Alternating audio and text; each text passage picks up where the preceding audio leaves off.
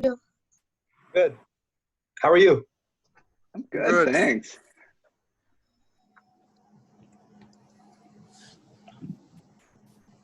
Saram, everyone. I just need a haircut, that's all. Saram, I think Karthik needs to be let in. I don't know if everyone who I just let somebody in. I think I saw Karthik enter. Who was it? Yeah. I joined a while back. Oh, okay. Got it.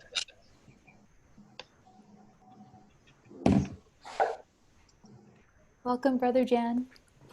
Thank you for having me. Absolutely, we're excited and we're happy that all the YAs, and we have lots of friends here joining us from all different centers, so this is very exciting. Awesome. The only person I recognize so far is Jan. That's a good thing, so now we all get to meet each other. Joseph has been my yoga teacher since I was 4 years old. Wow. Incredible. And I hated yoga when I was 4 years old. I didn't start it again until I was 18. Yeah. Oh well.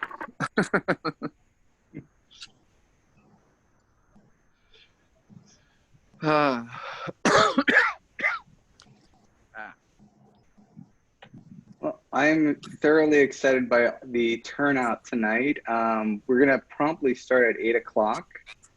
And Jan, whenever you're, so right now I think I saw 22. Oh, okay. Yeah, so it's the numbers are growing pretty quickly. Hmm.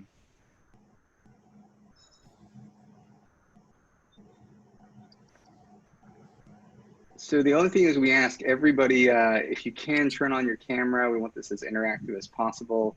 I know Jan has mentioned a few cool surprises that I'm looking forward to. So we'd love to see everyone's face. We'd love to get everyone engaged in any possible way with the program. Feel free to grab the cameras. I've been doing that a lot on Zoom lately.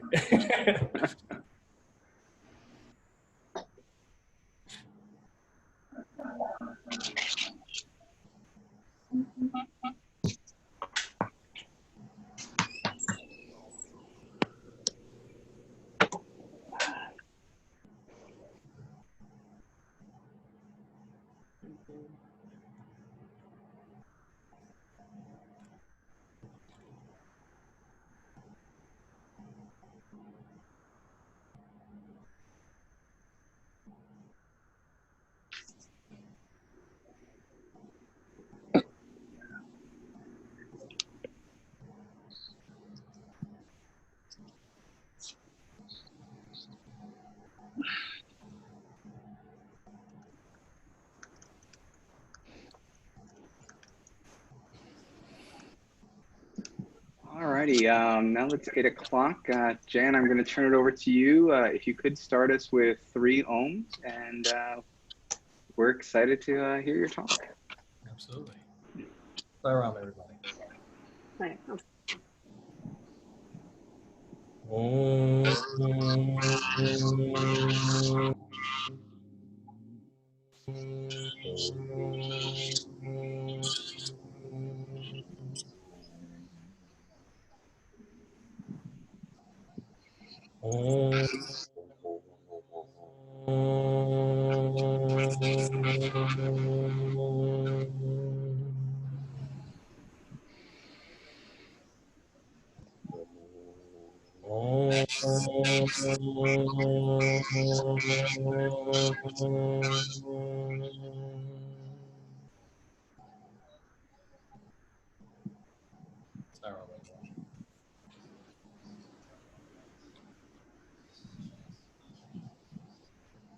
Very grateful to Anjan for reaching out to catalyze this, and Sasan for following up and helping to build the vision of what tonight can be, and hopefully moving forward as well. And I'm just very, very grateful for all of you, and to have been raised in the center. And Anjin, Sai, is there anything that you'd like to open up with before we dive in? The only thing I'd want to open in is please mute yourself while Jan is talking so we don't have any echoes or reverbs. Thank you, everybody.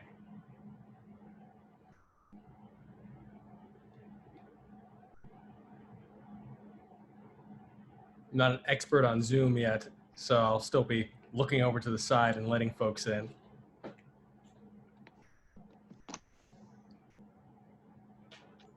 So Sasan and I were speaking earlier in the week about starting out, and I love starting any talk that I do with Tai Chi. And Tai Chi, being growing up in the Sai Center, I was very, very grateful that Sai Baba came to my parents because of martial arts. So martial arts and Sai Baba, and and comic books and filmmaking, all this other stuff that we'll get into, have all been there for me since I was a little kid, and was very much born into the center and born into all of those amazing interconnected art forms. So I love starting out any talk and any session that I'm doing, for the most part, with Tai Chi. And I also formerly coached the U.S. Tai Chi push hands team, and we've performed on the world class level for many years. So it's a huge part of my life, and it's a huge part of how I understand the world, how I understand business and personal and otherwise pattern recognition. So if you would please join me in doing just a few minutes of some Tai Chi breath work for us to warm up together and to sync our breaths. It's concept is one breath, one goal, one victory. So if you can stand up if you like, or you can do this seated. And we'll start with the feet shoulder length apart and parallel. Again, you can do this seated. If you do it seated, I'll give you some little bit of instruction there on the difference in the body mechanic. But if you're standing, it's feet shoulder length apart and parallel, an imaginary string lifting you from the top of the head. The mouth will remain closed, and the tongue will be gently placed on the ceiling of your mouth. I'm just letting two more folks in. Mouth will remain closed, tongue on the ceiling of your mouth. The palms will be facing down with special attention on the middle finger of each hand. In traditional Chinese medicine, that connects to the heart meridian. The posture will be an imaginary string lifting you from the top of the head, allowing the sensation of relaxation to cascade down the body, all the way down until even the tailbone drops. Any tension that you have in the tailbone or in the lower back will melt away, so the tailbone points straight down. If you're sitting down for this, you can push your sit bones into the chair. So rather than drop, you're going to push into the chair to keep the spine straight. Either way, the intention is to straighten the spine. The counterpoint to the tongue on the ceiling of the mouth is slight tension in the anus, very, very subtle. And this posture is called gilded pillar. It's all about checking in with the body, releasing any unnecessary tension. And as you hold this posture, softening the knees if you're standing so that the weight shifts to the heels, you're going to use your base diaphragm, specifically 3 finger lengths below your belly button, called the lower dantian, or the second chakra. You're going to inhale into that point and visualize the breath, giving the sensation of breathing a color, whatever intuitively comes to you, filling up the lower dantian, the second chakra. As you exhale, see the color push up and split at the shoulders, going down the arms through the palms and fingertips. Inhaling into the belly, seeing the color gather. Exhaling down the arms through the palms and fingertips. There are many names for this process. There are many benefits to it. But I like to focus on utilizing the visualization as a vehicle for the attention. by seeing the breath as a color and moving it through the body, you're giving your attention a vehicle and refining it so that you can give your attention intent, which changes the quality of your attention. Inhaling deep, exhale, drop the color through the palms and fingertips, and inhale, lifting the wrists, drawing the color in through the arms into the belly like a vacuum. And exhale, wash it out, down the arms, the palms and fingertips. Inhale, draw it back in, into the belly, interlace the fingers and exhale. You can bend your knees here slightly, letting the color simmer in the belly, and the palms, hands come down to the collarbone. Inhale, turning the palms up to the ceiling, stretching out of the hips and shoulders, looking up, going onto the tips of the toes. And exhale, let the hands go down. Hands are floating down. Again, inhaling up. This is called uplifting heaven. Into the belly. Exhale, wash the color through the palms and fingertips. Inhale, draw it back in. Interlace the fingers above the head. Exhale. Letting the color simmer in the belly. And inhale. Stretching out of the hips onto the toes. Exhaling, dropping the hands down. And if you're new coming in, please mute yourselves so that we can all stay focused on the movement. We'll do one more time, inhaling up. Exhale, wash the color through the palms and fingertips. Inhale, drawing back in. Interlace the fingers, exhale down. Inhaling up. Exhaling down. You're going to widen the stance now. I'm actually going to fix the camera so you can see it just a little better. We'll do 2 more exercises. Hollow fists, legs a little more than shoulder length and a half apart. Hollow fists rested right on the hips. The weight is still mostly on the heels, and the tailbone is pointing down.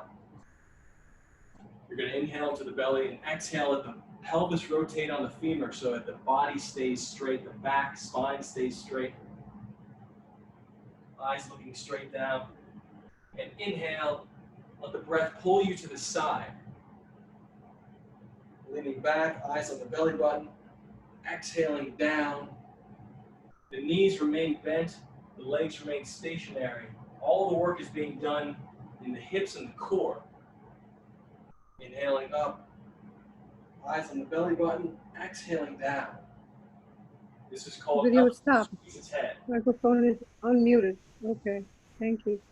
Inhaling up. I still can't hear him. Feel like a rope that you're climbing, exhaling, releasing the breath, dropping it down.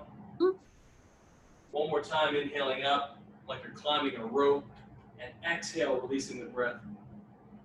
And we'll reverse it. Other direction, inhaling up. Eyes on the belly button, exhaling down. Inhaling up. Exhaling down. 2 more breaths. This exercise is wonderful at redistributing heat in the chest cavity. So it's great when you're stressed.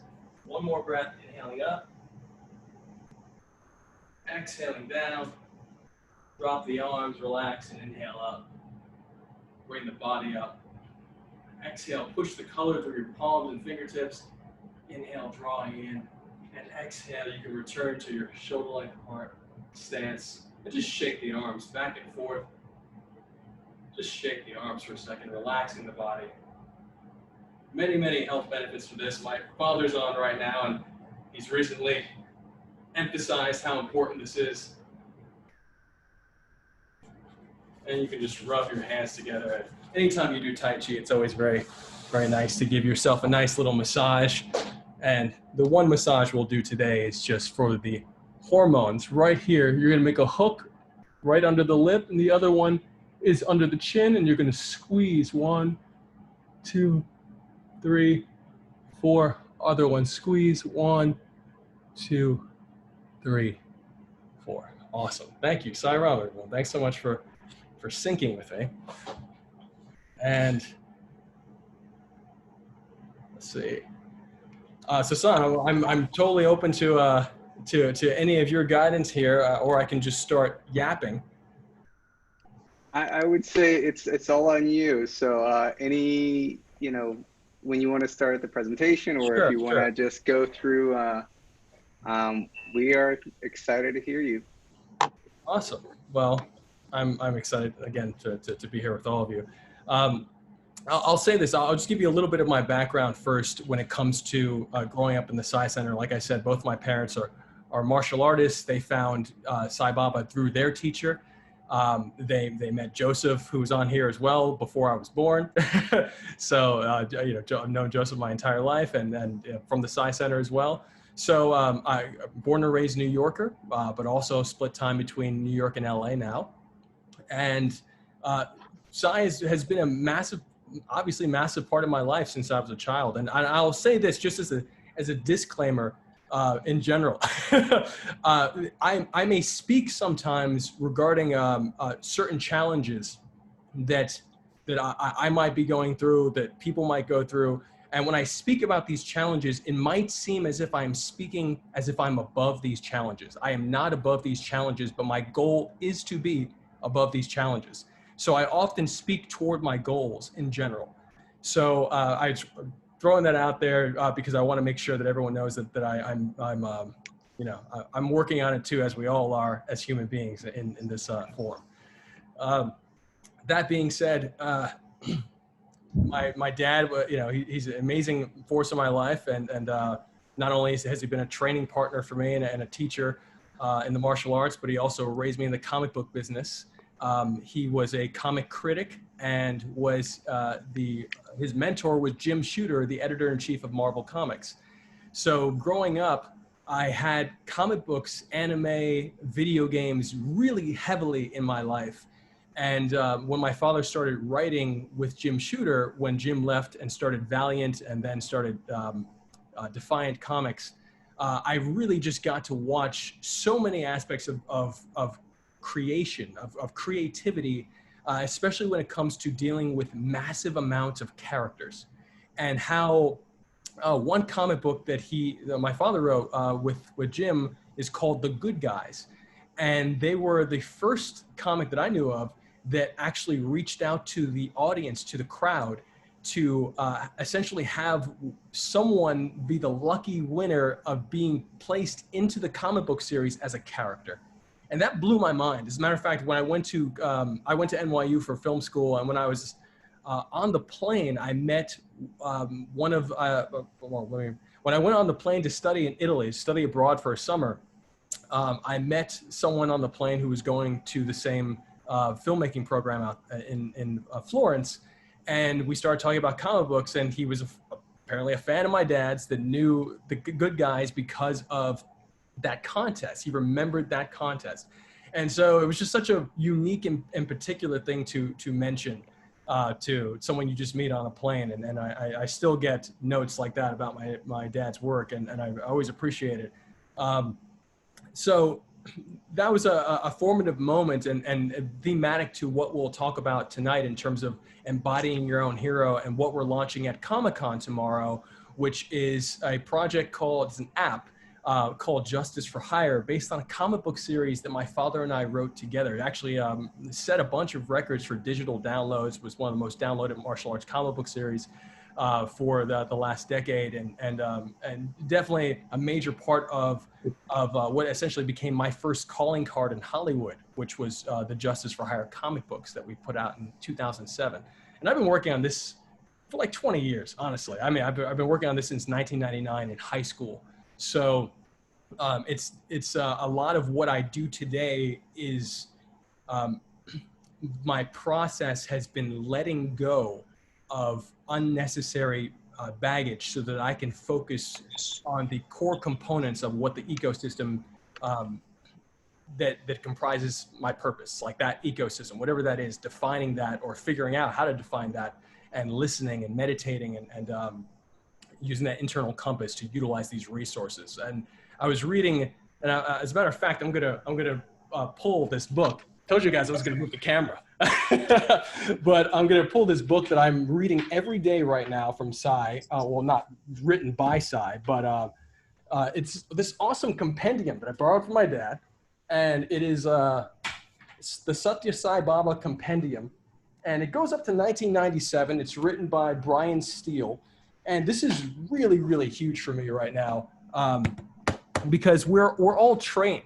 You know, one of my daily mantras is to serve God as God has equipped me.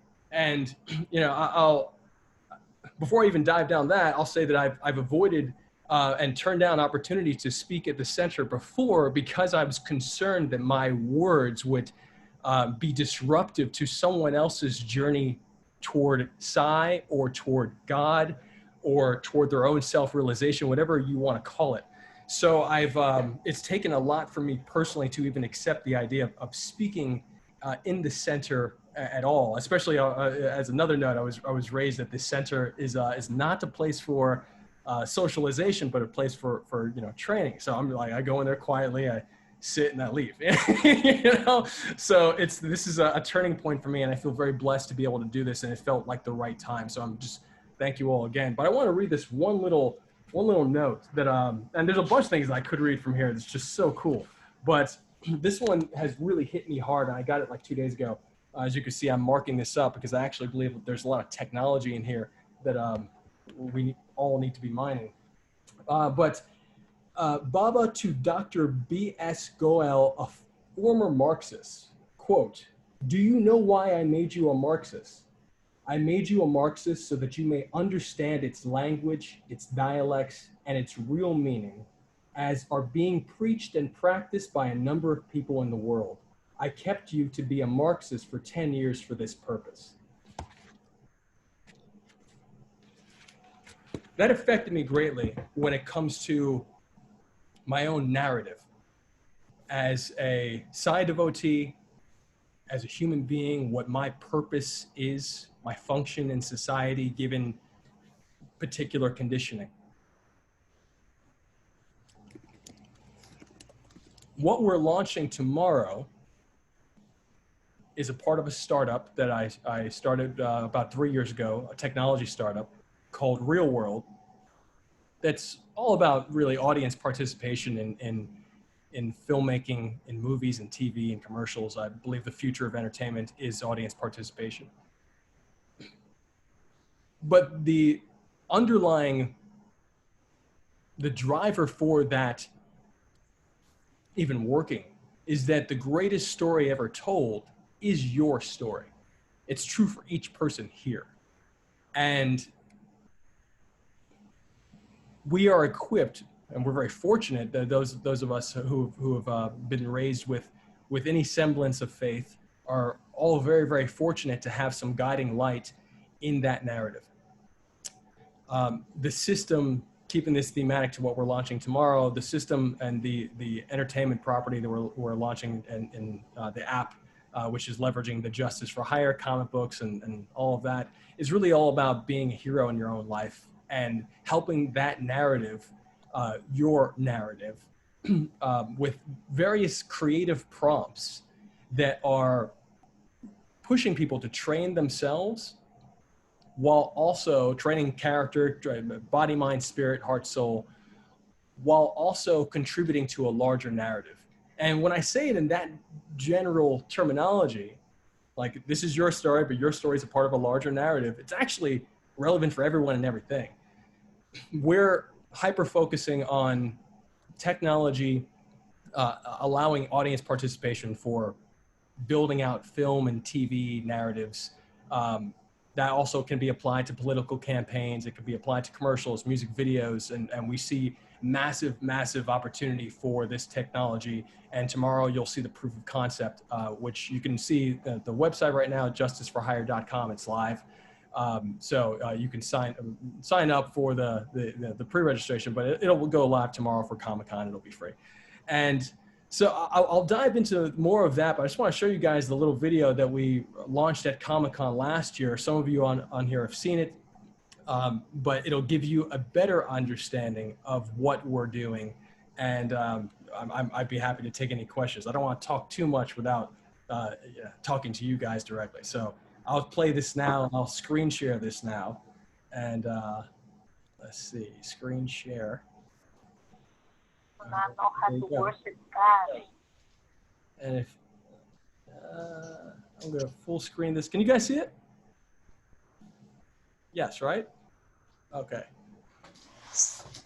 Thank you. I'm going to full screen it. All right, I guess it worked. Oh.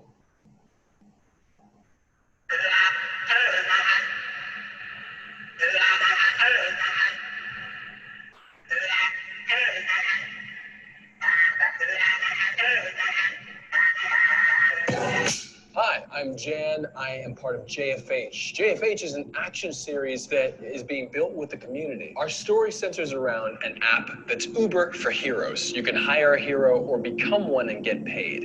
And that idea is what brings us all together. It is crowdsourced and personalized justice. You could create your own character using your phone. Is this thing focused? Hi, Justice for Hire. This is Bunny, your new hero. You can come to our meetups and make new friends and make mini movies together. And it's all about building a cinematic universe with the crowd. And it's pretty fun. It's like a live action role-playing game meets a film or TV show. Meets a lot of real world benefits. The concept here is that we are fictionalizing solutions to real world problems in a similar way that Star Trek fictionalized so much technology that we use today, like the cell phone. The hope is that we are coming up with solutions that really make the world a better place. You see what we're up to here? This is real stuff. We're actually producing an episode right now. We're still rolling. I was just about to go into the second part, which is the heroes. Who are the heroes? Anyone. You are now listening to And who are they saving? Anyone. So you did some real life superhero thing one night and decided to create an app. What's going on, guys? I'm Slug. Glitter Girl. Community hero. Here we are at JFH. Justice for Hire is Uber for heroes. Hire a hero or become one and get paid. Look at me when I'm talking to you. I'm training for JFH. We're not here to be vigilantes. We're here to shift culture. Who's down to help here? It's the future of justice, crowdsourced and personalized.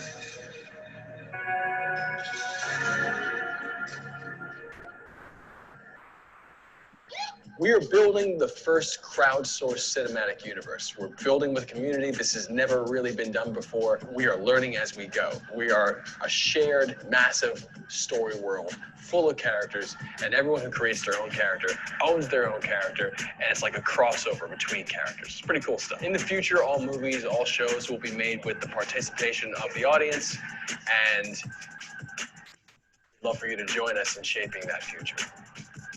So, here we are.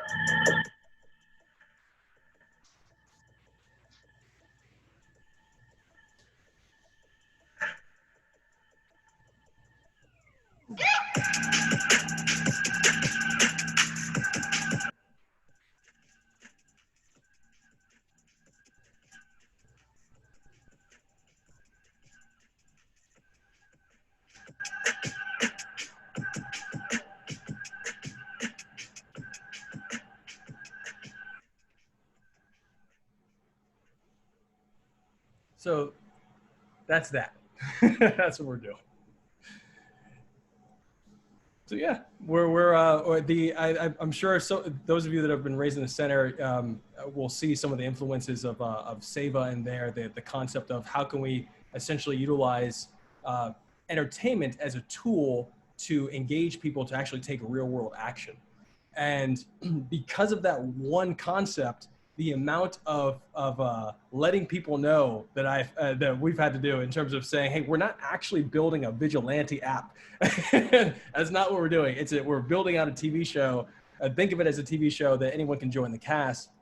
And the concept of justice for hire in and of itself is lends itself right now to culture in a way that can allow us to make noise in an oversaturated marketplace. So, you know, we've been getting really, really strong reactions. We've, you know, for the last year and a half, almost 2 years, we've been producing that series quietly. We've been doing very, very like small grassroots marketing.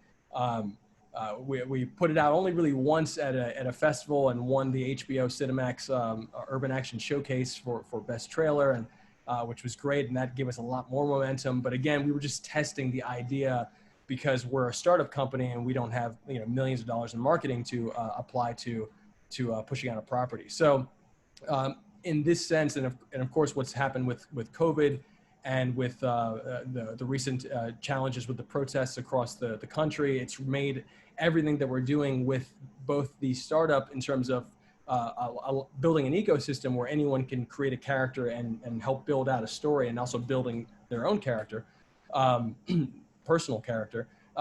It's made both that and the Justice for Hire property very, very relevant. So it's well timed right now, and this talk felt in alignment with that. So I don't want to you know, commandeer the rest of the talk. I'd love for folks to ask any questions that they might have and have a discussion.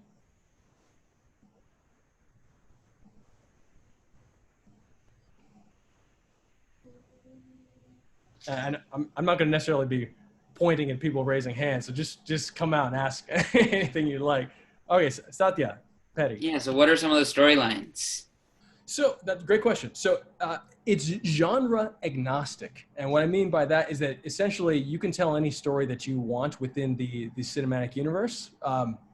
It's the premise is that an entrepreneur started a, you know, Justice for Hire app where anyone can become a hero or hire one. So on one side, we have prompts in the app that will push people to look at their community and create stories that are around the challenges of your community, essentially fictionalizing solutions to real world problems. We're very cautious and conscious of what, of how we're reaching out, what we're asking people to do. You know, we'll never ask anybody to shoot an action scene, you know, like directly. I'm an action director. You know, I want to see martial arts. I want to shoot that kind of stuff, but we can't ask anyone to realistically and safely do that unless they're professionals. So it's the stuff that we've seen up to now from the community that we've been building mostly in New York, but you know, actually we're seeing a lot of activity across the country, especially in Texas and in the Midwest on Instagram, which is where we've been centralizing the community up to this point. We're seeing some really interesting, fun stories and characters come out of across the country. So you'll be able to watch pretty much all of them starting tomorrow, and tomorrow is really the beginning. Everything up to now has been pre-launch. So it could be any story you want. Nice. I'll keep on looking around for anyone else who might have a question. So Jan, one question I had is, yes. how do you feel this is going to influence like the interactivity of TV and film? Like I know you mentioned something about that. Sure. You know, I'll state the current challenges right now. You know, we have a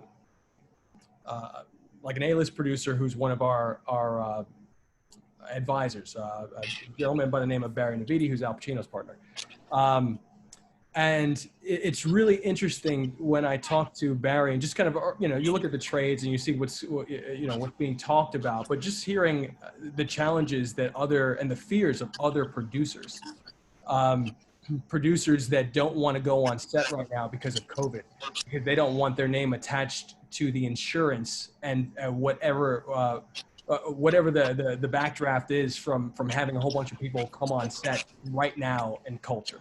So it's a really interesting time for us in terms of the opportunity to showcase the value of people making content from home. I mean, we already saw how SNL, Saturday Night Live, did their from home episodes, and people are much more accepting right now of where content of lower standards for content, but maintaining still maintaining a sense of fun and a sense of narrative. So our ecosystem, especially as down our roadmap, as we start building out automating technology to automate the filmmaking process more succinctly, you'll see a lot more. From us, you're going to see a lot of user-generated content that is modeled after traditional cinema. But I think right now the big selling point is that if you create the creative rails, if you establish the creative rails for someone remotely, they can produce on their phone something that is actually narratively connected, canonical is the term, to a larger story world. So like, I think we're going to see a lot of people participating in content because content can't be produced right now as it has been produced in the past.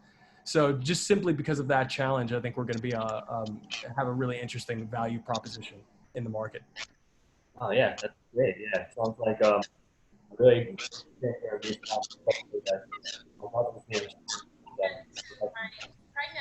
and I was able to.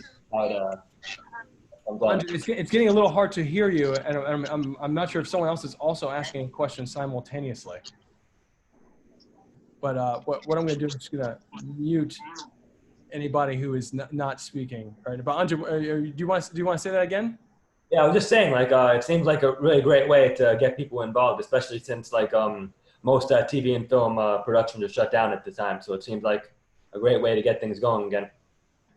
Yeah, we're definitely looking at the silver lining for during this time, and this is prior to this time, it would have cost us millions upon millions of dollars to get people, to convince people. Like, I've been in the startup accelerators pitching to the top VCs in the country.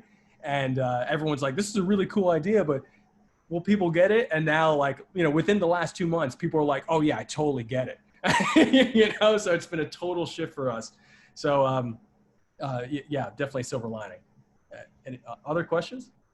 But Jen, when you say you want to see an evolution of people, how they impact their community, what guidelines are you setting in these videos to see that not only that character development of that individual comic book character, but if we say the comic book characters themselves, what guidelines are set within the program to see somebody's character go from, say, this habit or that habit to something that's transformative, that they can expand that to their community? So I'll say this, that the hero's journey, Joseph Campbell, as articulated by Joseph Campbell, but it's really the hero with 1,000 faces. It's all across the world. You see this pattern of storytelling within the architecture of that narrative, the hero's journey, which is essentially most of the films that we see, most of the stories that we consume. We all know this template. As a matter of fact, we know it so well that movies, to a certain extent, for many people, have become very predictable. Even for children, like, children know what's going to happen. They just know what's going to happen next. So I think we're at a point in our evolution as a society where the pattern is so embedded in our DNA that we know what to look for, not only on screen, but within ourselves if we are prompted correctly. So it's recognizing that. And I'm very fortunate that the martial arts, again, Tai Chi, is a system where essentially you're slowing yourself down to speed up your perception of time. So when you really, apply that type of thinking to, okay, well, hold on, this beat means that I'm dealing with a challenge. This next beat means that I'm going to find the thing that essentially allows me to overcome that challenge. We've essentially broken down, we've truncated that hero's journey, and you'll see it tomorrow on the app. And this is just one of the functionalities on the app, but we truncated that hero's journey to essentially be customizable to you and to your character that you're creating. And by asking, it's really, and this is where being a Sai devotee becomes more challenging. I don't want to say more challenging, but there's some challenges here, at the end of the day, because you know, we're given all this amazing information. We're given, I mean, look, we're given this amazing, like, there's so many books in the background right now. There's like, we're given all this amazing information to sift through, and we have to figure it out for ourselves in terms of the practical application. But it's all there, all the info's there, and not everyone has the privilege of having it essentially handed to them on a platter in that way. So what we're attempting to do, what I'm, you know, I really care about here is essentially giving those tools without, while also allowing someone to find themselves within it, to not be preachy about this is the way you deal with a villain, this is the way you deal with a problem. That's, you know, that in and of itself does not work. You know, it's and Tai Chi has actually taught me that as well, that there are infinite solutions to any amount of pressure that you're receiving. There's infinite ways to redirect that pressure. So how can we essentially provide an ecosystem to people in which they're essentially creating an alter ego and then finding for themselves, but still on rails, the rails of the system, the answers. And that's not to say that we necessarily know the answers, but we know the direction of where we want to go. And where we want to go is more complete human beings. Because the more complete we are as human beings, the more that we have the ability to heal ourselves, that more we're going to heal the world. So it's really, I think as long as we kind of keep it, you know, in that direction without locking into any particular dogma, I think we're going to be doing some good stuff together. So how do you inch them towards that right direction? So like, say, you know, that character develops initially, and then we want to slowly inch him into the right direction versus the wrong. How do you kind of keep that thought process? Oh, Joe, very true. Joseph, I just saw your hand up too. I didn't realize that people could raise hands here. The question I had was, what was the name of the book you were reading out? Oh, sure. And Sasan, I'll answer your question in a second too. That this is what is this? The Sathya Sai Baba Compendium by Brian Steele. Okay. A guide to the first 70 years. What was the section you were reading? That is page 59, and it's about devotees. It's about the call of devotees. Cool. Which is very similar to the call of the hero for the hero's journey. Yeah. Okay. That's very interesting. I don't know if I have that one, although the cover is familiar. It's amazing. Highly recommend. The cover is familiar. One other thing I wanted to say, though, because the person asked the question is, you know, he says, how do you direct people to the right place? Well, the first thing you have to do is you have to know where the right place is. I deeply appreciate that. And to address that question and your comment, I also deeply appreciate, and if anyone who might be on here who's read the Justice for Hire comic book, if you recall in the final issue of season 1, issue number 4, it was a 4-issue run for that season. I actually had a quote from Sai Baba in the back of the comic book about right and wrong are, and I'm going to misquote right now, another disclaimer, but right and wrong are dependent on the color of the glasses we wear.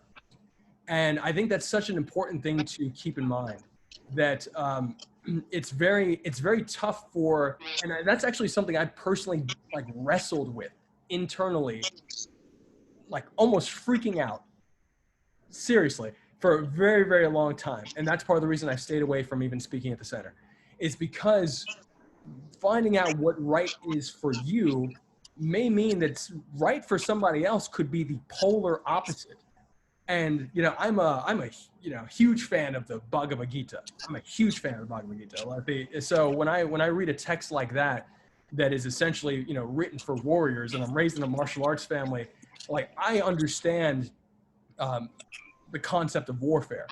I understand the concept of you know, Krishna going with Krishna essentially saying to Arjun, you know, when he's crying on the battlefield, saying, I don't want to fight my brothers. We were a family. I want to go and hug my brothers. And Krishna looks at him and says, where does this weakness come from? Pick up your sword. Well, he doesn't just say that. He says a whole bunch of things. It's very long. He says that his fight is for the right. So, and therein lies, I think, a really interesting point, that if you follow your compass, like that, it could be in conflict with someone else's compass, and that there might be a reason for that. And I'm not stating that as a truth, but that is something that I've come to for myself to be able to speak here now. I have to accept that as a reality, that I may come up and say something, because what we're doing on this platform is actually really freaking scary. You know, people have talked about this for years, and one of the big things that stops studios and networks from doing something like this is the legalese. Like, no one, first of all, there's a lot of greed, so people don't like the concept of not owning intellectual property. So, and obviously, the way we're doing this first iteration, anyone who joins essentially owns their own character. So that's not necessarily something that you know, studios and networks are even interested in. They would want to own your character. Right. But you know, but also the other side of that is, like, we're actually prompting people to take action, to actually, you know, create stuff. And we're doing it in a way that's so loud that people have really thought on Instagram that we're a vigilante app. You know, right now on this wonderful Zoom that we have right now, we you know, I don't mean to call him out in any other way other than love. We have Chip Massey, who's the former chief negotiator of the FBI. You know, like, he's a dear friend that I was fortunate enough to meet, that I meditated on meeting someone of his caliber to help us create something that was actually helpful to the world rather than hurting, because we're only here to help. You know, it's like, how do we frame something that's very, very disruptive in a way that's very, very helpful? It's a challenging thing to do. It's a scary thing to do. And the meditations that have been done on saying, hey, you know what? I think this is right. I feel in every inch of my bone that this is right. And someone over there thinks it's wrong. And that's okay. That is totally okay, because that I might, like, whatever my narrative is, it might need that pressure to help create a diamond. So, you know, it's definitely been a very interesting journey of just taking in that concept of good and evil. So it's a very deep question. And it's tough, but I'll close it by saying we meditate a lot on anything we put out there. We are doing our best to make sure that we're always keeping people safe. Every time we're giving out a story prompt, and are focused on making sure that that having fun and building character, internal character, that you know, wonderfully can connect to a larger narrative is the main focus. Yeah, what I was going to say, because I was thinking about it to be able to articulate it more. Basically, what Krishna was telling Arjuna is that he has to have detachment from his family and to follow Dharma. Yes. I'm totally down with that too. It's the best way. It's the most succinct place that I can literally fight for Dharma. That's the most succinct way that I can state it. Sure. Well, I'll say that I think it's really challenging. Even the concept of, for example, having a guru. Like, we all have a guru here, or you know, a teacher, and I think that could be really challenging for the Western mind. You know, and this is coming from a born and raised New Yorker. You know, I consider myself like the epitome of an American. You know, to an extent. And because I consider America the greatest remix culture, you know, in the world. So, like, America is the remix. Like, I'm very, very mixed culturally, ethnically. So, you know, it's really tough for a Western mindset to accept the concept of a guru. So when it comes to even dissecting Dharma, I think that you know, it can. Those are things that, you know, when you're dealing with the raw materials, it can lead you into contemplation for a very, very long time, and it can be tough to actually articulate in a way that Sai was so amazing at, in simplifying the complex and articulating the subtle. Like, that to me is a huge accomplishment on all of his writings, because there are certain things that are meant for people that are of a certain mindset, and there's other things that are meant for people of another mindset. And whoever you are, there's something there for you, for wherever you're at in your spiritual journey. And, you know, it's not our intention as a platform, and I'll say this, that the platform is, you know, it is a business. it is not a Sai, business. It is a business that, and I happen to be a Sai devotee. So the business itself is not associated with Sai in that way, but I am the CEO, and I make sure that I can have the intent to bring across these messages of upliftment. But again, as long as we can simplify and have something that essentially guides our inner compass, we're looking for people to help bring that out in the community, not just from my side, but across all of the users as well. So. Yeah, the problem in the West is that it doesn't have any word for the word Dharma. It's not there's no Western word that you can use to actually use in place of the word Dharma. It's a very complex concept. We have Sathya Sai and Latika. So let's go Sathya Sai, since I saw you first. Yeah. Oh, this is really cool, man. That definitely awesome work. Thank you so much for sharing, Sasan, and thank you so much for putting it on. It's like, I think the idea it's like so much of our millennial generation, like the kids growing up professionally in college, are just always like consuming content. So we're like a consumer generation with social media and whatnot.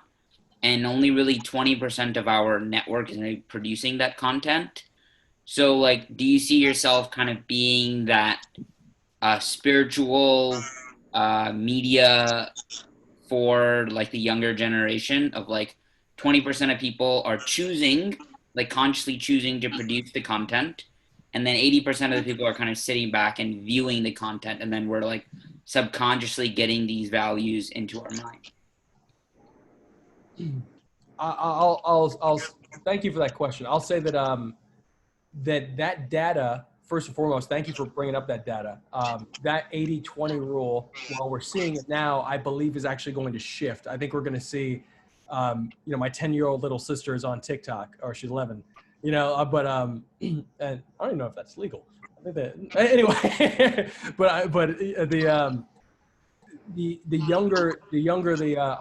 our target audience, not our target audience, the main audience coming to us is between the ages of 13 and 17 years old. I think that's 92, anywhere between 87% and 92% of the people coming to us are in that age group. And they are very, very active as content creators.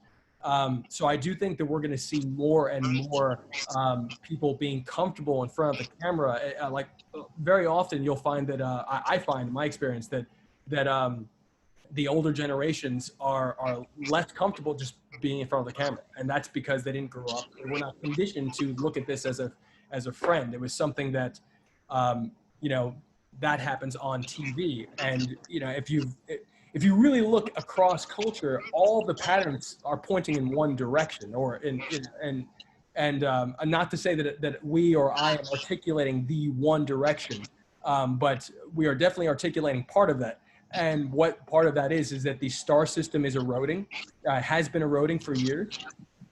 So star power means less, which is part of the reason that big actors really want to attach themselves to like a Marvel Cinematic Universe or some other large intellectual property where they can embody a character that lives on with a legacy greater than theirs.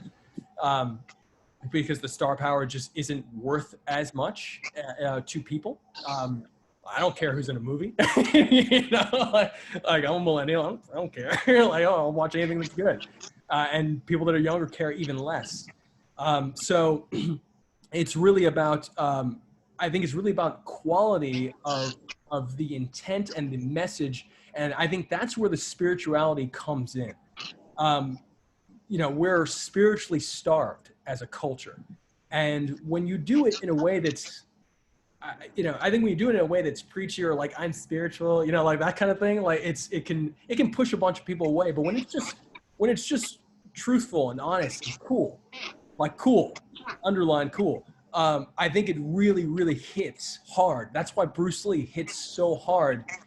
There's great evidence for this. A few years ago, there was, I think, that's what it was. It was a Star Trek trailer for $100-something million film that came out. I think it was the last studio Star Trek movie. And at the same weekend, the same day that that Star Trek trailer came out on Facebook, the Bruce Lee independent film that was Canadian produced, a Canadian-Chinese co-production that had no distribution in the United States, came out and exceeded the viewership of that Star Trek trailer by millions upon millions. I mean, like ridiculously destroyed that Star Trek trailer. Like, you know, you can Google this and find all the information. But that to me was just another example. People don't like martial arts like that. It's not like they care about Kung Fu. It's that they care about the message of Bruce Lee because what he was saying resonated so deeply for people. Like online on social media, people are seeking something. And when they see a Bruce Lee quote, "Be like water" or something else, they're just like, oh my God, like this guy was really searching and I'm really searching. So I think the more content that we put out, and so to answer your question, are we attempting to be the spiritual? I would take the word spiritual out of it because I think that would actually turn away many people for our marketing purposes, for our messaging purposes. The spirituality, as Joseph, my lifelong yoga teacher on here, has taught me by taking the mechanics. If you focus on the mechanics more so than anything else, that in and of itself. The mechanics of a movement, that in and of itself is the spirituality. You're going to find that at the essence of any discipline is the truth. At the essence of any moment, etc., you're going to find the truth for you. So I think that if we're looking at what the truth is for justice for hire, and truth, quote unquote, because like that word is also overused. But if we just keep on looking at essentially bringing out the best in people and bringing them all together for this proof of concept, which is essentially what we're launching tomorrow.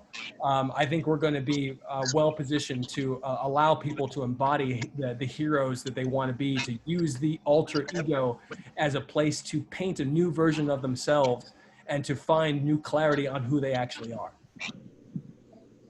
So, thank you. Lotika, please. Yes. So Jen, I want to congratulate you first of all for this. You're going to make history tomorrow.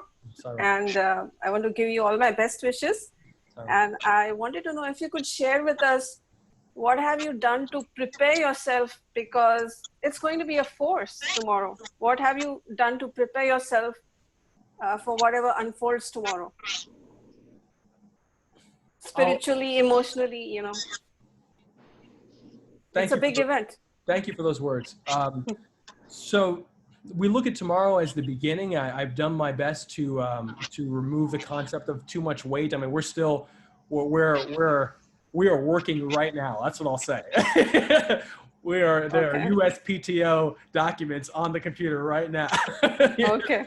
So right after this, we have a co-founder call in 35 minutes. And so there's a lot of work that's still happening before launch tomorrow. Okay. But I'll say that for to a certain extent, I'll use this language. This is a school to me. My intention has been to build a school for myself. I trained at the USA Shaolin Temple for a while when I was younger. It was the best martial arts merger with martial arts and spirituality training experience I ever had. I also got kicked out, which is a story for another time. But there's that. But ever since, I was attempting to recreate the temple experience that was very similar to the Sai Baba center experience that I grew up in. And so for myself, I've had to establish a routine, an ecosystem that essentially, as I mentioned earlier, weeds out, is a daily process of pulling out the weeds and tightening the circle so that the centrifugal force is greater. So from a spiritual standpoint, I'm listening to bhajans honestly almost all day from home. Like it's very, very rare that I will put on.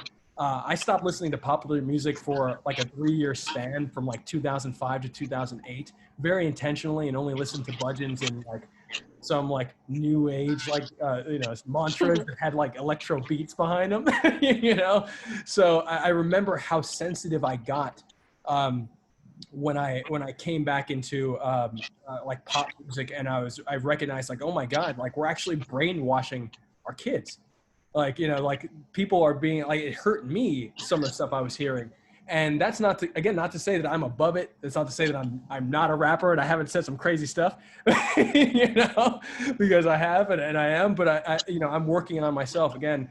And this ecosystem of consistently, you know, washing away distractions and really focusing on what it is that my purpose is, and reading as much Sai literature and like Swami Shivananda and Yogananda, and just, you know, really diving into, and not reading it cover to cover, but actually just opening up and looking for different ideas that I can contemplate. I don't take too much information in at this point. I'll take one thing in and just sit with it for a day, maybe 2 days, and then I'll take a little bit more in. So the ecosystem very much is less is more, and doing Tai Chi, you know, in the morning so I can slow myself down. You know, intense yoga that Joseph taught me once a week at least, and if not one exercise from that every day, and then plus my other physical routines. And I don't drink, I don't smoke. You know, I'm vegetarian at this point, and so, you know, lots of water, some kombucha. Good. Thank you. Thank you, Sairam. Jan, I am looking at the time, and I know you have another meeting coming up, so I just want to say thank you for taking the time to speak with us tonight. Thank you. It was really an informative call, and I love how you marry spirituality with you know, your application that's coming out. I'm excited to be one of the first downloaders if I can be. Thank you. He's on the website. But may I say, please, everybody, like, if you want to create your own character, if you want to be a hero in this cinematic universe, or especially from the Sai community, if you want to act as a mentor for any of the younger heroes that are coming in, because there's a lot of kids that we actually deal with on Instagram that are having challenges in their lives that actually just need someone to talk to. And they're playing these heroes, and we have these private cast chats on Instagram, but, you know, just being there for the community, and you'll see that there's a fully activated cast chat tomorrow that's pretty dynamic on the app. So, like, if anyone who wants to be there from the Sai community, I would love to have you there, and it's justiceforhire.com. So. Thank you. If you could you end the call with Om and 3 Shantis? Yes, of course, my pleasure. Sai Raman.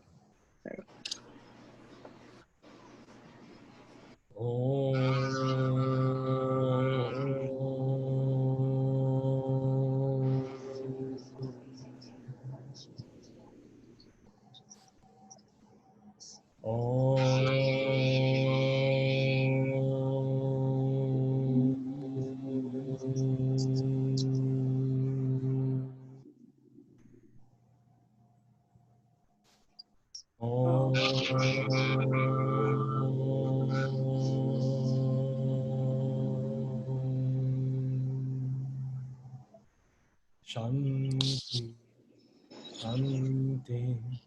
Shanti, Shanti. Peace, peace, peace, everyone. Thank you all so much. Thank you, Anjan, for setting this up. Sasan, thank you so much. Thank you, everybody that showed up. It means the world to me to share this with you all. So thank you. Thank you. Good night. Thank you. Thank you. Great job, Jen. Thank you. Sairam, thank you so much. Sairam. Thank Bye, you. everybody. Thank you. Sairam. Sairam. Thank you so much. Thank you, guys. For inspiring us to be a hero. Hope to see you tomorrow. Thank you, Chip, Rami, Sarissa, Mom, Dad. See you, Joseph. So happy you guys made it. Mark, thank you, Jason. Anjan again, thank you, Sairam, brother. Thank you so much. Sairam.